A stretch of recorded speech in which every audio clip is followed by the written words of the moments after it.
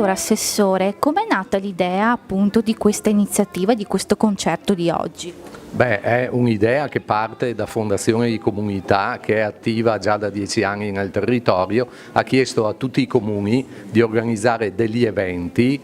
per portare il messaggio a tutte le persone del territorio, in modo che tutti imparino a conoscere cos'è e cosa fa Fondazione di Comunità. Quindi questo è un impegno che si sono presi i comuni, di organizzare degli eventi proprio per portare questo messaggio e far conoscere la realtà di Fondazione di Comunità, che è una realtà che è nata, appunto come dicevo prima, 10 anni fa per volontà della conferenza dei sindaci, ed è espressione di 28 comuni della sinistra Piave, dell'ex sul 7 della sinistra Piave. Siamo sempre in movimento, pensiamo sempre a qualcosa. Al momento non posso svelare cosa stiamo programmando, mi dispiace, perché non abbiamo ancora ovviamente la certezza della programmazione, per cui, ma facciamo sempre 1, 2, 3 eventi all'anno, insomma, siamo sempre in movimento per Fondazione, perché ripeto, fare qualcosa per Fondazione significa fare qualcosa per il territorio, per i comuni, e quindi un qualcosa che torna ai cittadini dei nostri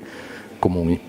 Allora, noi come amministrazione ci chiediamo molto in queste realtà, perché attiriamo i nostri cittadini su un momento di beneficenza che poi verrà erogata alla Fondazione di Comunità, in questo caso, ente che abbraccia 28 comuni del territorio e che in pratica distribuisce sul territorio questi soldi che raccoglie poi al momento di queste manifestazioni. È da sottolineare il fatto che i soldi distribuiti sul territorio sono soldi che vanno investiti sui servizi sociali, sull'elettricità, sportello donna, per esempio quello di San Fiore aperto da poco, quindi questi sono i momenti di ritorno di queste manifestazioni.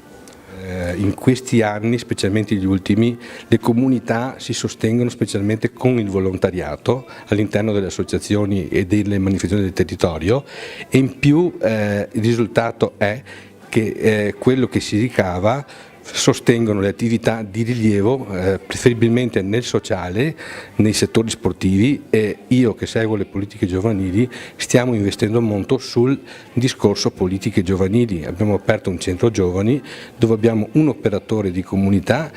preparato che opera nel settore dei progetti giovanili, e questo è il frutto di queste manifestazioni.